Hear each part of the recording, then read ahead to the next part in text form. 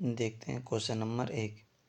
यदि tan theta बराबर 3/4 हो तो cos थीटा का मान होगा। ठीक है, तो देखो हमें tan थीटा क्या दे रखा है, tan थीटा बराबर 3/4।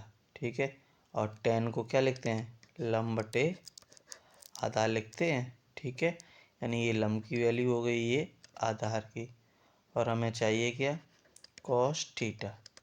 ठीक है, और cos को क्या लिखते हैं, आधार बटे कर्ण। ठीक है, यानी लंब और आधार है, आधार तो है आपके पास लेकिन कर्ण नहीं है। ठीक है, तो कर्ण निकाल लेंगे पाइथागोरस से। ठीक है, तो क्या हो जाएगा, कर्ण स्क्वायर बराबर आधार का स्क्वायर प्लस लंब का स्क्वायर। तो आधार आपके पास देखो कितना है, 4 है, तो 4 का स्क्वायर प्लस लंब कितना है आपके पास, 3, तो 3 का स्क्वायर। ठीक, 4 जगह 16 प्लस 9 हो जाएगा, 16 और 9 25। ठीक, कर्ण स्क्वायर, अब स्क्वायर हटेगा, इस पर रूट आ जाएगा और बाहर निकालेंगे तो के बराबर आपके पास कितना आ जाएगा, 5। ठीक है, तो देखो cos थीटा आपका कितना हो जाएगा, आधार कितना है 4, तो 4 और कर्ण है 5, तो 5। तो cos थीटा बराबर आपका क्या हो गया, 4/5, यानी कि आपका ऑप्शन नंबर ए करेक्ट होगा। ओके, आगे देखते हैं क्वेश्चन नंबर 2। एक पासे को एक बार फेंका जाता है। ठीक है, तो एक सम संख्या आने की क्या प्रायिकता होगी। तो पासे पे 6 नंबर होते हैं ना, तो टोटल आपके 6 नंबर हो जाएंगे। ठीक है, और सम संख्याएं कितनी होती हैं, 3 होती हैं, 2, 4 और 6। पासे पे 8 होती हैं, 3 सम संख्याएं, तो 1, 2, 3, तो ऊपर 3 आ जाएगा, यानी कि इनमें से कोई भी आ सकती है। तो 3 एकम 3, 3 दूनी 6, यानी कि आपका कितना आ जाएगा, 1/2, यानी कि आपका ऑप्शन नंबर बी करेक्ट होगा। ओके, देखते हैं क्वेश्चन नंबर 3। निम्नलिखित बारंबारता बंटन का माध्यक वर्ग बताना है आपको। ठीक है, माध्यक वर्ग। ठीक, तो ये आपके वर्ग रहे। ठीक है, ये आपकी बारंबारता है, तो इसमें देखो जो सबसे बड़ा नंबर हो बारंबारता में क्या होना चाहिए, सबसे बड़ा नंबर, यानी कि 15 है, और हमसे पूछा क्या, वर्ग पूछा गया है। ठीक है, तो वर्ग इसी का 15 का वर्ग अंतराल देखो कितना है, 20 और 30, यानी कि आपका ऑप्शन नंबर सी करेक्ट होगा। ओके, आगे बढ़ते हैं, देखते हैं क्वेश्चन नंबर डी। निम्नलिखित सारणी का बहुलक वर्ग आपको यहाँ बताना है। ठीक है, तो यहाँ भी देखो बारंबारता में सबसे बड़ा नंबर। ठीक है, माध्यक और माध्यक वर्ग और बहुलक वर्ग एक तरीके से ही निकलेगा। ठीक है, अब बारंबारता में सबसे बड़ा नंबर आपका क्या है, 11, और इसका वर्ग क्या है, 10 और 15, क्या है 10 और 15, यानी कि आपका ऑप्शन नंबर डी करेक्ट होगा। ओके, आगे बढ़ते हैं, देखते हैं क्वेश्चन नंबर 5। निम्नलिखित में से कौन सी किसी घटना की प्रायिकता नहीं हो सकती। देखो ये जो माइनस वाला नंबर है, ये कभी किसी की घटना की प्रायिकता नहीं हो सकती। मान लो कोई 8 है, ठीक है, कोई 8 वस्तु हैं, उसमें से अगर कोई आपको एक वस्तु चाहिए तो 1/8 हो जाएगी। ठीक है, लेकिन उसकी वैल्यू क्या नहीं हो सकती है, -1 नहीं हो सकती है किसी भी घटना की। ठीक है, तो इसलिए ऑप्शन नंबर कौन सा आपका करेक्ट होगा, बी। ओके, आगे बढ़ते हैं, देखते हैं क्वेश्चन नंबर 6। देखो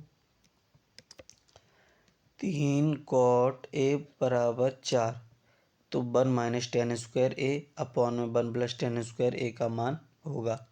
ठीक है, तो देखो हमारे पास क्या है क्वेश्चन, 3 cot a बराबर 4/4 है ना। अब यहाँ से देखो आपको क्या हो जाएगा, cot a की अगर वैल्यू निकालेंगे तो यहाँ से 4/3 हो जाएगा। ठीक, और देखो क्या होगा, cot को हम क्या लिखते हैं, आधार बटे लंब लिखते हैं।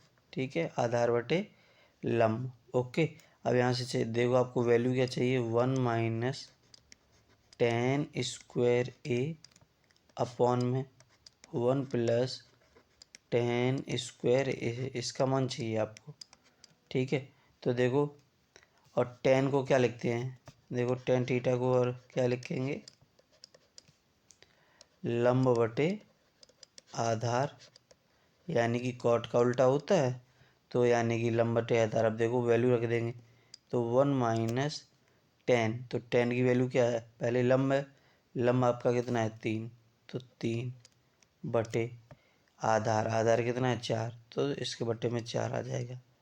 तो 10 की वैल्यू यहाँ से क्या हो गई 3/4 स्क्वायर, ठीक है, अपॉन में 1 प्लस 3/4 का स्क्वायर, ठीक है, बराबर 1 माइनस 3 का स्क्वायर 9, 4 का स्क्वायर 16, प्लस हो जाएगा, यहाँ सेम हो जाएगा ना, बस चिन्ह बदला है आपका, ठीक है। आगे देखो, तो 16 एकम 16, 16 से 9 जाएगा, ठीक है, अगर 16 से 9 को हम घटाएंगे तो कितना बचेगा, 7 बचेगा, तो 7/16। अब यहाँ 16 एकम 16 और 9 25 हो जाएगा, 25/16। इस 16 से ही आपका 16 कैंसिल हो जाएगा, तो आपका आंसर कितना आ जाएगा, प्लस के 7/25, ठीक है, यानी कि ऑप्शन नंबर आपका ये करेक्ट हो जाएगा। ओके, आगे बढ़ते हैं, देखते हैं क्वेश्चन नंबर 7। cos 60 का मान है, ठीक है, तो cos 60 का मान आपका क्या होता है, cos 60 का मान होता है आपका 1/2, यानी कि आपका ऑप्शन नंबर सी करेक्ट होगा। ओके, आगे बढ़ते देखते हैं question number 8। 1 plus cot square theta upon 1 plus tan square theta का मान होगा, ठीक है, तो देखो क्या क्या चाहिए, 1 प्लस कॉट स्क्वायर थीटा बटे में 1 प्लस टेन स्क्वायर थीटा, इसका मान चाहिए, ठीक है, तो देखो आपका क्या sine square theta plus cos square theta बराबर आपका कितना होता है 1 होता है। ऐसे ही cosec square theta minus cot square theta बराबर भी आपका कितना होता है 1, ठीक है। इसी सेम प्रकार से sec square theta minus tan square theta बराबर भी आपका कितना होता है 1, ठीक है। तो यहाँ से देखो 1 प्लस कॉट स्क्वायर थीटा है, यानी कि इसमें ये वाला चेक करो, तो ये माइनस का इधर जाएगा प्लस का हो जाएगा, तो क्या बचेगा आपके पास cosec square theta. Okay, upon में देखो 1 प्लस टेन स्क्वायर थीटा, यानी ये टेन स्क्वायर इसमें ये वाला लग जाएगा, तो प्लस माइनस का इधर जाएगा प्लस का, यानी 1 प्लस टेन स्क्वायर थीटा बराबर आपका क्या हो जाएगा सेक स्क्वायर थीटा, ठीक है। अब कॉसेक को हम क्या लिखते हैं 1 अपॉन साइन स्क्वायर थीटा, ठीक है, और सेक को क्या लिख सकते हैं 1 अपॉन कॉस स्क्वायर थीटा, है ना, इसका इसमें मल्टीप्लाई हो जाएगा इसका इसमें, तो देखो आपका आगे क्या आ जाएगा कॉस स्क्वायर थीटा बटे साइन स्क्वायर थीटा, ठीक है, और कॉस स्क्वायर थीटा बटे साइन स्क्वायर थीटा आपका क्या होता है कॉट स्क्वायर थीटा हो जाएगा, यानी कॉस बटे साइन आपका क्या होता है कॉट, ठीक, तो कॉट स्क्वायर थीटा आपका हो जाएगा, यानी कि ऑप्शन नंबर डी आपका करेक्ट हो जाएगा। ओके, आगे बढ़ते हैं, देखते हैं क्वेश्चन नंबर 9, ठीक है। यदि एलसीएम 35 63 का एलसीएम कितना आपको दे रखा है 315, तो 35 63 का आपको एचसीएफ बताना है, ठीक है। तो देखो क्या फॉर्मूला तो आपको पता ही है, पहली संख्या गुणा दूसरी संख्या बराबर में एलसीएम गुणा में एचसीएफ। तो पहली संख्या आपकी 35 हो गई, दूसरी संख्या 63 है, बराबर एलसीएम आपके पास कितना है 315, तो आपको क्या बताना है एचसीएफ। तो 315 यहाँ अपॉन में आ जाएंगे, तो देखो 35 गुणा 63 बटे 315, ठीक है। अब यहाँ से देखो 9 बार ये इससे 9 बार कट जाएगा, ठीक है, 9 से 63 7 बार में कट जाएंगे, तो आपका एचसीएफ कितना आ रहा है 7, यानी कि आपका ऑप्शन नंबर बी करेक्ट होगा। ओके, आगे देखते हैं क्वेश्चन नंबर 10। संख्याओं 12, 15 और 21 का हमें क्या चाहिए, एलसीएम चाहिए। ठीक है, किसका, देखो 12, 15 और 21 का। ठीक है, चाहो तो डायरेक्ट निकाल लो और नहीं तो सॉल्व कर लो। देखो डायरेक्ट कैसे, इन तीनों संख्याओं का इनमें भाग दे के देख लो। ठीक है, देखो 12 का 60 में चला जाएगा, ठीक है 5 बार। 15 का 60 में चला जाएगा, लेकिन 21 का 60 में नहीं जाएगा, तो ये आपका गलत हो गया। 12 का इसमें भी हो जाएगा, 15 छिक्का 15 सत्ते 15 8 120 इसमें भी हो जाए, लेकिन 21 का इसमें नहीं होगा, तो ये वाला भी आपका गलत हो गया। आगे देखो 12 एकम 12, कितना 9 बचेगा, 90 12 पंजे 60, नहीं कटेगा ना 12 से, तो ये कैंसिल। इसमें देखो 12 दूनी 24 बातें 36, ठीक है 36। अब आपका 60 हो गया और 12 पंजे 60, 12 से कट गया। 15 से देखो 15 दूनी 30, 120 हो गया। 15 7 15 8 120 और 21 दूनी 42, यानी 20 बार में हो जाएगा। यानी आपका ऑप्शन नंबर कौन सा आ रहा है, डी। ठीक है, और ऐसे चाहो तो ऐसे कर लो, 2 छक 12, ठीक है 15 और 21। ओके, आगे देखो 2 3 6, 15 और 21। देखो आंसर आपका सेम ही आएगा। ठीक है, 3 एकम 3, 3 6 15, 3 सत्ते 21 और 5 और 7 हो जाएगा आपका। देखो गुणा करना, 5 दूनी 10, 10 दूनी 20, बीतती हैं 60, 60 सत्ते 420 हो जाएगा। ठीक है, तब भी आपका एलसीएम कितना आएगा, 420। ओके, आगे बढ़ते हैं, देखते हैं क्वेश्चन नंबर 11। √2 और 2 माइनस √2 का गुणनफल होगा। तो देख लो, √2 माइनस 2 माइनस √2 का गुणनफल।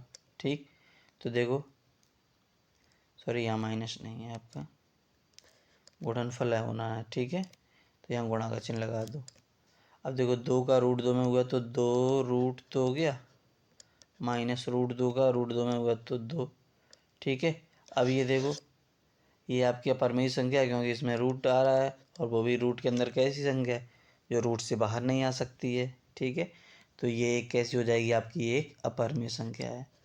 कैसी है ये, एक आपकी अपरिमेय संख्या। ओके, आगे बढ़ते हैं, देखते हैं क्वेश्चन नंबर 12। बिंदुओं 2,3 और 4,1 के बीच की दूरी। देखो 2,3 है और 4,1, तो बीच की दूरी का फॉर्मूला डी बराबर आपका क्या होता है, x2 माइनस x1 का square plus y2 minus y1 का स्क्वायर। ठीक है, तो देखो आपका ये x1, ये y1, ये आपका x2 और ये आपका y2। ठीक है, तो वैल्यू रख दो, x2 कितना है 4 माइनस x1 आपका 2 plus y2 1 minus y1 3 square. ठीक है, अब यहाँ से देखो आपका क्या हो जाएगा, 4 से 2 जाएगा 2, 2 का स्क्वायर 4 प्लस 3 से 1 जाएगा -2, -2 का स्क्वायर 4। ठीक, तो यहाँ से 4 4 8, और 8 जब रूट से बाहर निकलेगा तो आपका क्या हो जाएगा, 2√2। ठीक है, यानी कि यहाँ पे थोड़ा करेक्शन है, इसमें रूट लगा लो यहाँ पे। ठीक, यानी कि आपका ऑप्शन नंबर कौन सा करेक्ट होगा, सी। ओके, आगे बढ़ते हैं, देखते हैं क्वेश्चन नंबर 13। देखो क्या दे रखा है, यदि 5 सेंटीमीटर त्रिज्या वाले एक वृत्त। ठीक, तो एक पहले वृत्त बना ले रहे हैं।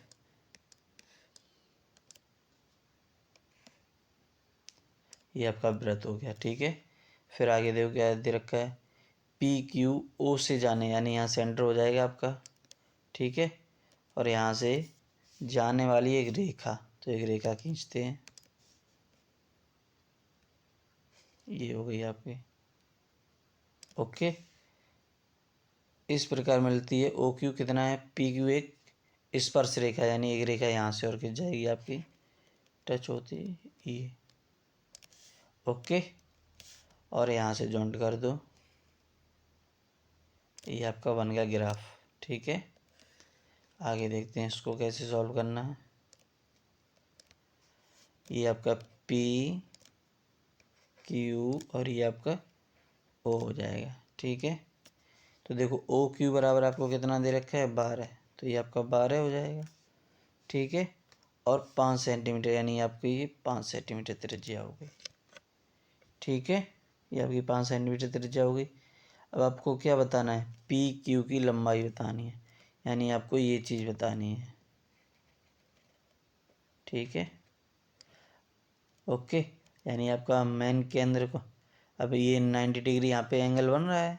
ठीक है, तो ये इसके सामने वाली भुजा सबसे बड़ी होती है। ठीक, तो ये आपका कर्ण हो गया। तो देखो क्या हो जाएगा, कर्ण बराबर, कर्ण की वैल्यू आपकी कितनी है 12, के बराबर आपका कितना हो गया 12। ठीक है, और कर्ण के जस्ट सामने जो भुजा होती है। ठीक है, और ये आपका आधार हो जाएगा और ये आपका लंब हो जाएगा। ठीक है, या फिर इसको आधार मान लो या इसको मान लो। देखो इस वाले से समझ लो, अगर इससे ना आपको समझ में आ रहा हो, जैसे ये हुआ आपका ग्राफ। ठीक है, ये तो पता ही है, ये आपका क्या होता है कर्ण। ठीक, जैसे अगर ये वाला एंगल लेते हैं तो आपका ये कर्ण हो गया।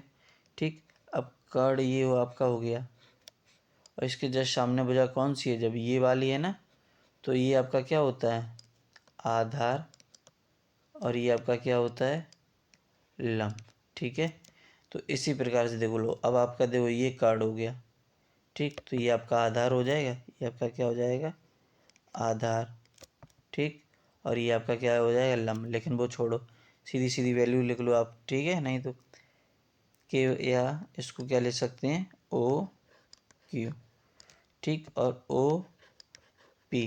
ठीक है, ओ पी आपका क्या हो जाएगा लंब, बराबर आपको कितना है 5, जो चाहिए क्या पी क्यू। ठीक है, तो देखो कर्ण, कर्ण का स्क्वायर बराबर क्या होता है आधार का स्क्वायर प्लस लंब का स्क्वायर। कर्ण आपके पास कितना है 12, तो 12 का स्क्वायर बराबर आधार। ठीक है, आधार आपका क्या है पी क्यू, तो पी क्यू का स्क्वायर प्लस लंब 5 का स्क्वायर। ठीक है, 12 12 144, पचम 25 प्लस का इधर लाएंगे तो माइनस का, बराबर पी क्यू। ठीक है, और स्क्वायर, यहाँ से देखो, यहाँ से 14 14 से 5 गया 9 बच्चा, यहाँ 13 13 से 2 गया 119। अब यहाँ इस पे पी क्यू है ना, रूट स्क्वायर हटेगा तो इस पर क्या आ जाएगा रूट। ठीक है, इसमें भी यहाँ रूट या लगाना है। ओके, तो आपका देखो वैल्यू क्या आई है पी क्यू की, रूट 119 सेंटीमीटर। ठीक है, रूट 119 सेंटीमीटर, यानी आपका ऑप्शन नंबर वी करेक्ट हो जाएगा। ओके, आगे देखते हैं क्वेश्चन नंबर 14।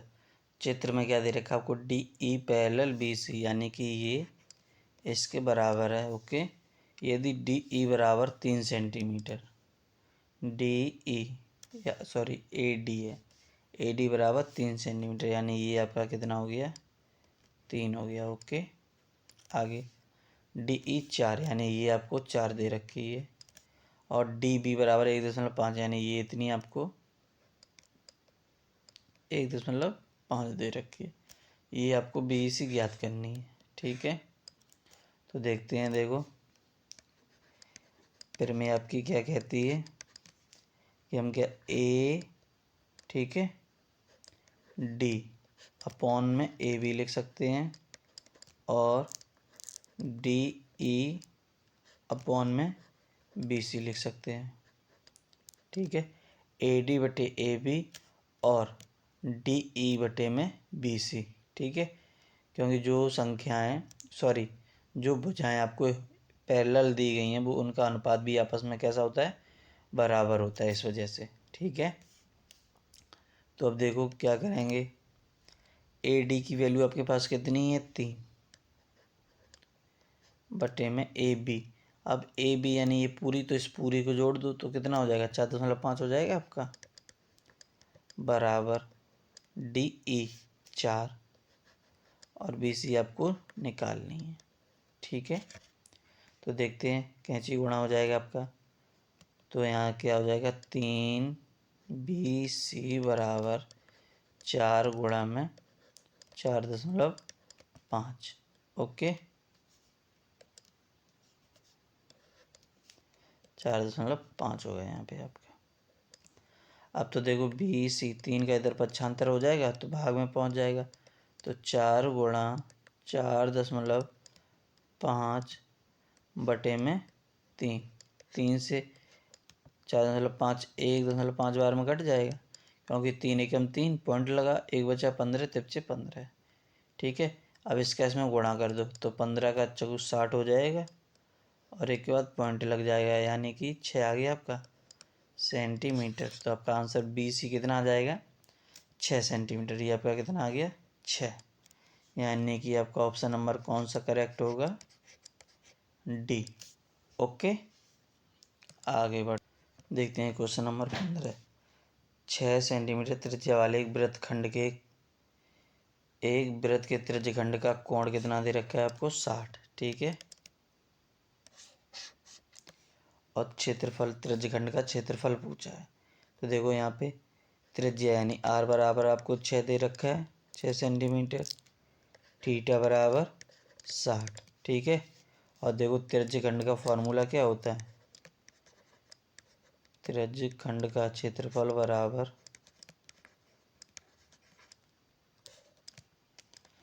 थीटा बटे 360 पाई R स्क्वायर। ओके, अब देखो इसमें पाई की वैल्यू नहीं रखनी, क्योंकि देखो ऑप्शन में पाई पहले से ही दे रखा है। तो थीटा आपके पास कितना है 60, तो 60 बटे 360 गुणा पाई आपका सेम रहेगा। ठीक है, गुणा R आपके पास कितना 6, तो 6 गुणा 6, 6×6 36, 6 बचा, 6 से 6 कैंसिल, तो यहाँ से आपका कितना आ गया त्रिज्यखंड का क्षेत्रफल 6 पाई सेंटीमीटर स्क्वायर। ठीक है, 6 पाई सेंटीमीटर स्क्वायर। ओके, यानी कि आपका ऑप्शन नंबर सी करेक्ट होगा। ठीक है ना, आगे बढ़ते हैं, देखते हैं क्वेश्चन नंबर 16। 10 सेंटीमीटर भुजा वाले दो घनों के संलग्न फलकों को मिलाकर 10 सेंटीमीटर, यानी ये सारी भुजाएं इनकी कितनी हैं, ये भी 10, ये वाली भी 10, ये भी 10 और ये नीचे वाली ये भी 10, ऐसे ही सेम इसमें है। ठीक, 10 10 10 और ये यहाँ भी 10। ठीक है, तो देखो फलों को मिलाकर एक ठोस बनाया जाता है, इन दोनों को एक, ये दो हैं, इन दोनों को मिला देंगे एक ठोस बना देंगे, इससे प्राप्त घनाभ का पृष्ठीय क्षेत्रफल होगा। ठीक है, अब आपको क्या बताना है, घनाभ का पृष्ठीय क्षेत्रफल, यानी इन दोनों को जो मिला के बनेगा उसका आपको पृष्ठीय क्षेत्रफल बताना। अब जैसे देखो मिलाएंगे तो क्या होगा। ठीक है, तो यहाँ से पहले तो देखो लंबाई आपकी क्या आएगी, घनाभ में 3 चीज़ें, लंबाई, चौड़ाई और ऊंचाई। ठीक है, तो यहाँ से देखो अब आपकी देखो ये जो चौड़ाई जैसे ये हो गई। ठीक है, ये आपकी चौड़ाई है ये वाली, तो ये तो आपकी बढ़ेगी नहीं। देखो क्यों, क्योंकि जब दोनों को मिलाया जाता है जो, तो जैसे मान लो देखो ये आपका जैसे चतुर्भुज है एक, ठीक है, और दूसरा भी अगर चतुर्भुज हम इसमें मिला के बनाएंगे तो ऐसा बना देंगे। तो यहाँ सब देखो 2 हो गए, तो ये देखो ये आपका ऊपर यानी लेंथ बढ़ गया आपका, क्या बढ़ गया आपकी लेंथ बढ़ गई है ना, लेकिन ब्रेथ यानी ये चौड़ाई है ये तो आपकी देखो सेम ही है, चाहे यहाँ पे देख लो चाहे यहाँ पे देख लो चाहे यहाँ पे, ऐसा ही सेम यहाँ पे हो जाएगा। जब ये उठा के यहाँ पे रखेंगे तो ये वाला हिस्सा जो है ये इसमें फिट आ जाएगा आपका, तो फिर से इसकी ये ना ये लंबाई आपकी बढ़ जाएगी, लेकिन ये चौड़ाई और ऊंचाई आपकी क्या रहेगी सेम। ठीक है, इसलिए यहाँ पे लंबाई आपकी कितनी हो जाएगी 20 सेंटीमीटर, चौड़ाई आपकी 10 ही रहेगी और ऊंचाई भी आपकी कितनी रहेगी 10 सेंटीमीटर। समझ में आया, वैसे तो लंबाई भी 10 ही होती, लेकिन जब दोनों को मिला दिया तो इसकी और इसकी लंबाई बढ़, यानी ये वाली 10 और ये वाली 10 मिलके 20 बन गई, और ये तो सेम ही रहेगी क्योंकि ये हिस्सा उठ के यहाँ पे आ जाएगा आपका फिक्स हो जाएगा। तो ये चीज़ बढ़ी ना, सिर्फ ना कि ये। ठीक है, जैसे यहाँ पे हमने आपको समझाया। ठीक, अब इसमें देखो घनाभ का पृष्ठीय क्षेत्रफल आपको बताना है, तो यहाँ देखो घनाभ का पृष्ठीय क्षेत्रफल का फॉर्मूला क्या होता है, घनाभ का पृष्ठीय क्षेत्रफल बराबर होता है 2 ब्रैकेट में L B plus B H plus H L. Okay, तो हम वैल्यू रख देंगे तो देखो क्या आ जाएगा आपका 2। एल कितना है आपके पास 20 गुणा और बी कितना है 10, ठीक है, प्लस बी 10 है, एच भी आपका 10 है, प्लस बी आपका 10 है और एल आपका 20 है। ठीक, तो यहाँ से देखो कितना हो जाएगा 2, 20 और 10 का गुणा होगा 200, ठीक, प्लस 20 दाएँ 200 प्लस बी एच, सॉरी यहाँ 10 होगा आपका, ठीक है, तो यहाँ आपका 100 हो जाएगा, ठीक है, और 20 दाएँ 200। अब देखो 200 200 400 और 500 जाएगा, 500 का दो में गुणा होगा तो 1000 आ गया सेंटीमीटर स्क्वायर, ठीक है। यहाँ पे क्या हो जाएगा आपका सेंटीमीटर स्क्वायर, यानी 1000 घनाभ का पृष्ठीय क्षेत्रफल कितना आया 1000 सेंटीमीटर स्क्वायर, यानी कि ऑप्शन नंबर डी करेक्ट होगा। ओके, आगे बढ़ते हैं, देखते हैं क्वेश्चन नंबर 17। दो घात बहुपद 6x² माइनस 3 माइनस 7x के शून्यंक होंगे, ठीक, तो शून्यंक भैया निकालते हैं, तो 6x² माइनस 3 माइनस 7x, तो इसको थोड़ा क्रम से लिख लो, तो 6x² माइनस का 7x माइनस 3 बराबर आपका कितना हो जाएगा 0, तो 6 3 18 हो जाएगा आपका। तो 18 को ऐसे तोड़ना है, जो गुणा करें तो 18 और माइनस करने से कितना आना चाहिए 7 आना चाहिए, ठीक है, तो देखो कितना हो जाएगा 9 और 2 हो जाएगा, तो यहाँ देखो 6x² माइनस, ठीक है, 2 माइनस 9, ठीक, चाहे 9 माइनस 2 कर लो, ओके, 9 माइनस 2 लिखना चाहो, 9 माइनस 2 हो गया आपका, ठीक है,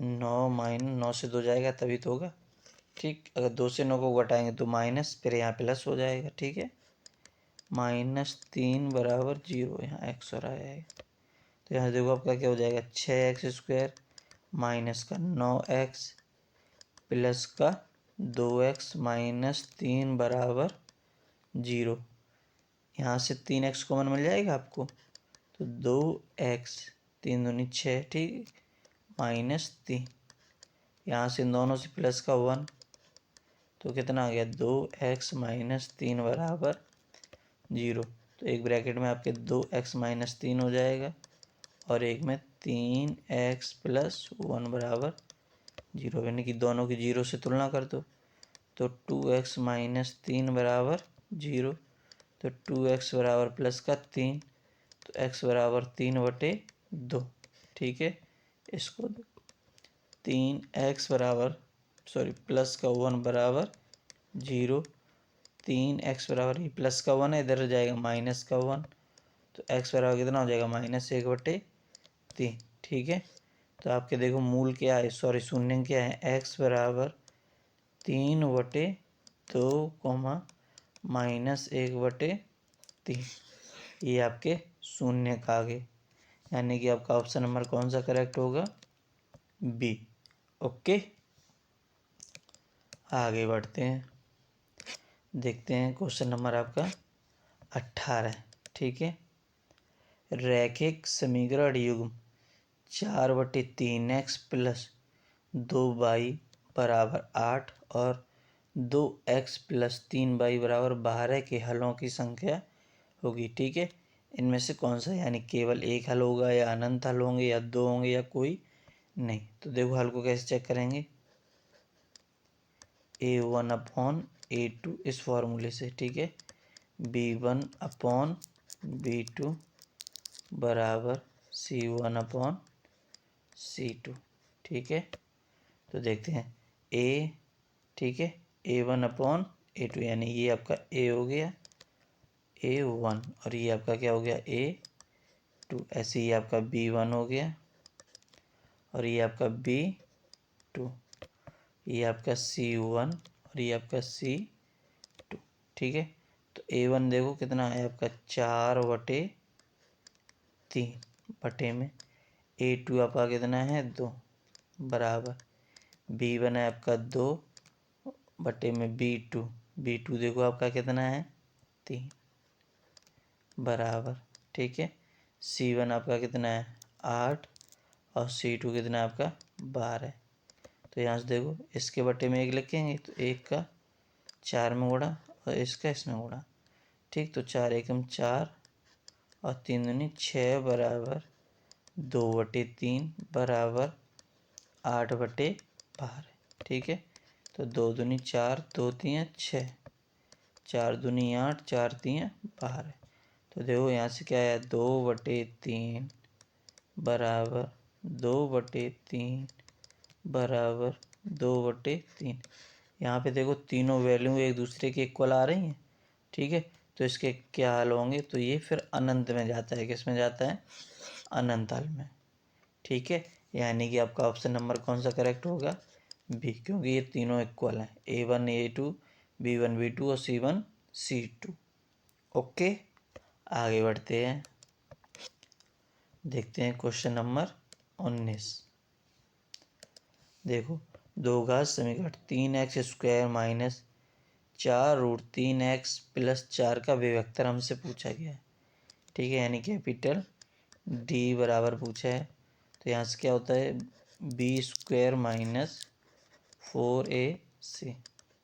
तो यही है आपकी A की वैल्यू, ये आपकी B की वैल्यू और ये C। तो B देखो कितना है -4√3 है, स्क्वायर हो जाएगा इसका -4 गुणा A यानी कि 3 और C यानी कि 4। ओके, तो देखो ये तो माइनस प्लस हो जाएगा। अब 4 का स्क्वायर 16 और √3 का 3, तो 16 3 48 मिलेगा। यहाँ से माइनस 4 चौक 16 3 48, 48 48 कैंसिल, तो D यानी विभक्तर आपका कितना आ गया है 0। कितना आ गया 0, यानी आपका ऑप्शन नंबर C करेक्ट होगा। ओके, आगे बढ़ते हैं, देखते हैं क्वेश्चन नंबर D, ठीक है। AP यानी समांतर श्रेणी 3, प्लस √2, ठीक है, और क्या है कोमा 3 प्लस 2√2, 3 प्लस 3√2 का सारवंतर होगा, ठीक है। हमें D निकालना है। तो देखो D कैसे निकालते हैं, D2 माइनस D1 निकलेगा, D2 ये आपका D2 हो जाएगा, ये D1 हो गया, ये D2 हो गया, ठीक। तो इससे ये घटा देंगे तो 3√2 हो गया माइनस में 3, ठीक। ये हो गया आपका। अब यहाँ पे देखो हो सकता है आपको √2 की वजह से दिक्कत हो रही, तो छोड़ दो इसको, अगला वाला देख लो आगे कैसे। तो D3 माइनस D2 से चेक कर लो, यहाँ पे अगर समस्या होती है तो ये आपकी D3 हो जाएगी। तो यहाँ से चेक कर लेते हैं, देखो 3 प्लस, ठीक है, 3 प्लस और क्या दे रखा है 2√2 माइनस D2 यानी कि 3 प्लस √2। अब देखो ये आपस में कैंसिल हो जाएंगे, और जब ये यहाँ पे ये, ठीक है, तो अब देखो क्या हो जाएगा आपका 3 प्लस 2√2 माइनस 3, माइनस का यहाँ भी गुणा हो जाएगा तो -√2। अब देखो +3 से -3 कैंसिल, अब प्लस का 2√2 है और यहाँ माइनस का 1√2, तो 2 से 1 जाएगा, क्या बचेगा 1 बचेगा सिर्फ, और ये 1 यहाँ सामने लिखते हैं। तो आपके पास D बराबर क्या आ गया है √2, ठीक है। D बराबर आपके पास क्या आ गया है √2, ठीक। यानी आपका ऑप्शन नंबर कौन सा करेक्ट होगा D, ठीक। लेकिन अभी शायद हो सकता है ये ना हो, एक बार और चेक कर लो, देखो अब की बार इससे इसको घटा दो, तो देखो D बराबर D4 माइनस D3। D4 देखो आपका कितना है 3 प्लस 3√2 माइनस D3 3 प्लस 2√2, ठीक है। तो यहाँ से देखते हैं 3 + 3√2 -3 हो जाएगा, माइनस का प्लस हुआ तो -2√2। तो देखो -3 से प्लस का 3 कैंसिल, 3 से 2 गया, 1 बच्चा और √2 का √2। तो यहाँ भी d बराबर आपका कितना आया √2, सेम है ना, इसलिए यानी ऑप्शन नंबर आपका कौन सा करेक्ट होगा, डी। ओके।